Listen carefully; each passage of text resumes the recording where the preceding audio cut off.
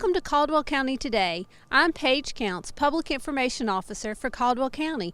Joining me today are Anna Crook and Randy Seldomridge with the Caldwell County School System. Welcome. Hey. Today we're here to talk about Caldwell County Ag Expo. I think I got that right. That's right. All right. Tell us, what is the Ag Expo?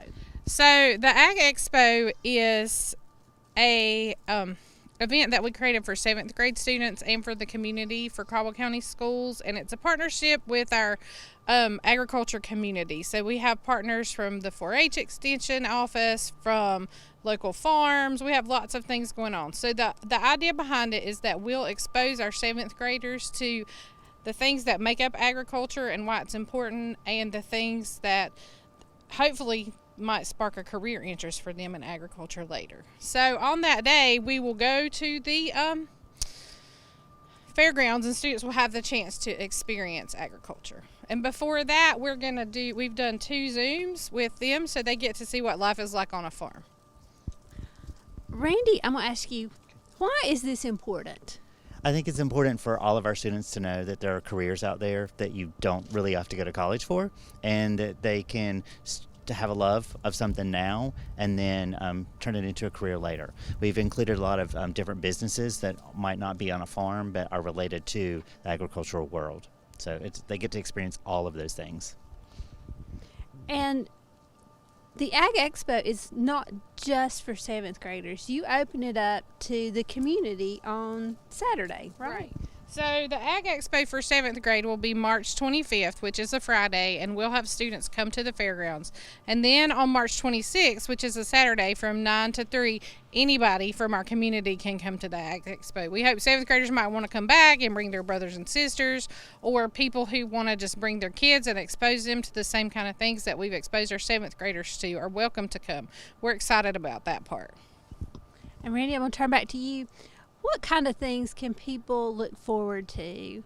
We hope to have, of course, some animals there with us, some farm equipment. Some of the local businesses will be there showing what they do to support the farms in the area. On that Saturday, there'll be a couple food trucks there, so people will be able to eat as well.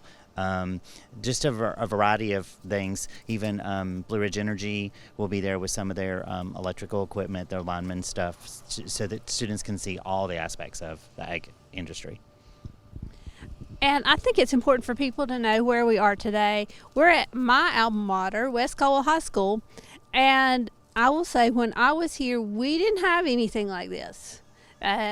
Nothing near this. Anna, tell me a little bit about the farm. Well, this is a new endeavor for West Caldwell. West Caldwell's always had agriculture in the aspect that they've had a horticultural program where they grew things, but now their teacher, Michaela White, has added the animal science program as a class that students can take. So this is their first year, and they have these animals, and students are learning how to take care of them and raise them, and what it takes to sustain animal life as well as plant life. Now I have with me Michaela White, who is the teacher of the agriculture program here at West Caldwell. Michaela, tell me what you have here. So at West Caldwell, this is my 2nd year teaching here. We have started the animal science program. This is the first year that we've had it. We have got animals on campus. We've got 1 acre fenced in and pasture. Our building process of building the barn is on the way. We've got half of the barn built, or a portion, I guess I should say, of the barn built, and actually carpentry students are assisting us with that project. But we've got the animal science classes here started. We had 180 plus kids signed up for that in the first offering of the class, and then we've also got the greenhouse as well. So we've got now 5 goats on campus, a calf and a donkey that permanently reside here, and the students take care of the plants and the animals all day, every day. What happens in the summer when there's no students here? We will embark on our first journey of that this summer, but the kids have took care of the animals on the weekends, so they've helped me out a lot. I do live a county over, so they help me out on the weekends. They sign up and they come up here. They know what to do. We go through the same routine every day in class, so they know what it is that they're expected to do. If they have issues, they reach out to me, but they're doing great as far as taking care of the animals. They love the ownership part of actually getting to take care of these animals. And they know, ultimately what's going to happen with these animals. They understand what their plot is in life.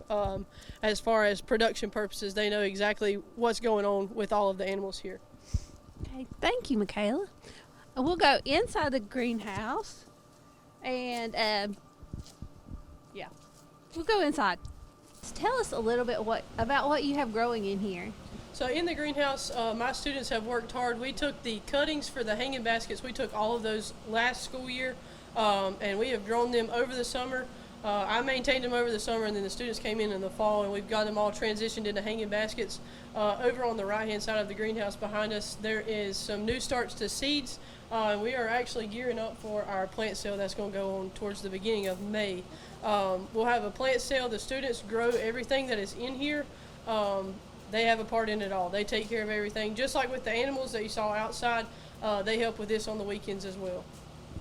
Okay, it amazes me that you said we took cuttings and we started from there, because I'm not sure I could keep one of these alive. So how do you teach someone to do that? Just kind of go into that a little bit.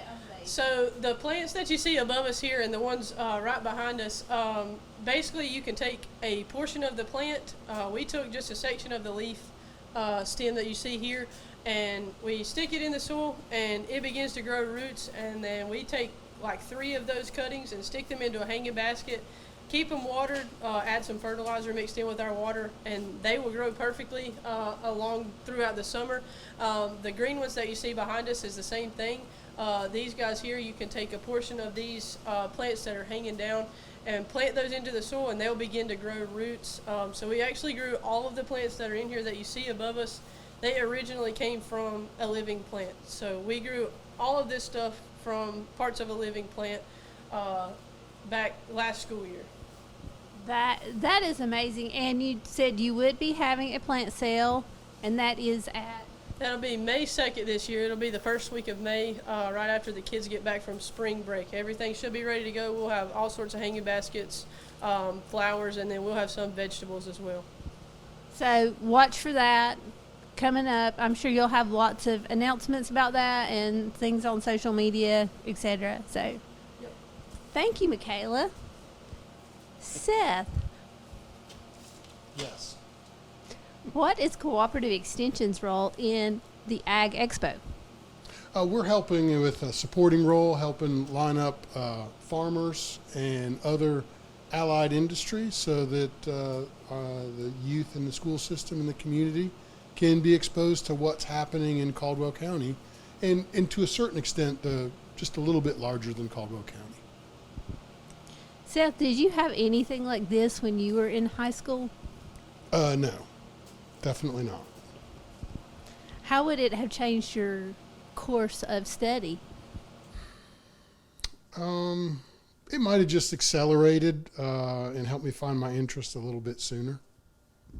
So for the Ag Expo, we have 2 agriculture-related clubs in Caldwell County that meet on a monthly basis. Our livestock 4-H club, and we also have a saddle club that is focused on horses and that type of animal science.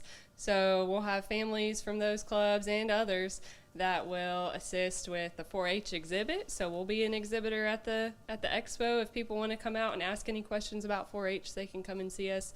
But we'll also have some just volunteering with the event and helping to support the events on Friday with the 7th graders and open to the public on Saturday. So there's a lot of people involved, and there's a section there that are involved with 4-H too. And so we're excited that not only will the people in the community that come to visit be involved, but that we'll have some 4-Hers involved in a volunteer capacity, and we hope more just come and enjoy the event. Sarah, for people who can't attend the Ag Expo, how can they get involved in 4-H? They can talk to me. I'll get them set up, but they can look on our website, caldwell.ces.ncsu.edu. So 4-H is within Extension. You can call the Extension office, and there's really a lot of ways to get involved in 4-H. You can reach out to us on Facebook. But the important thing is that you try, you find some way to reach out to us, and we'll be happy to get you set up, enroll as a member, and visit a 4-H club. So you could visit the livestock 4-H club, you could visit the saddle club, or another club that we have. Whether you're interested in agriculture, healthy living, cooking, STEM, all of those areas, we help plug in kids and hopefully accelerate their interests, just like this program here at West Caldwell. Anna, tell us again when the Ag Expo is. Okay, so for 7th graders, it's Friday, March 25th, and the 7th graders will be there in 2 shifts. Half of the schools will come in the morning, and the other half will come in the afternoon, and so that'll happen during the school day, and that's closed to the public, but then it will be open to the public on Saturday, and the hours for that are 9 to 3. And so anybody is welcome from 9 to 3. We hope to see lots of people there. And Randy, where will the Ag Expo be held? It will be at the Caldwell County Fairgrounds in Lenore, between the community college and the education center and the civic center. Okay, is there anything that we have not covered that we need to cover? I don't think so. If you're seeing this before the actual Ag Expo and you want to participate, like have a booth or something like that, please reach out to one of us and we will be happy to set you up. Or if you want to be a sponsor. All right, thank you. So lots of ways to be involved. Thank you both. Thank you all for joining me today, and thank you for watching Caldwell County Today.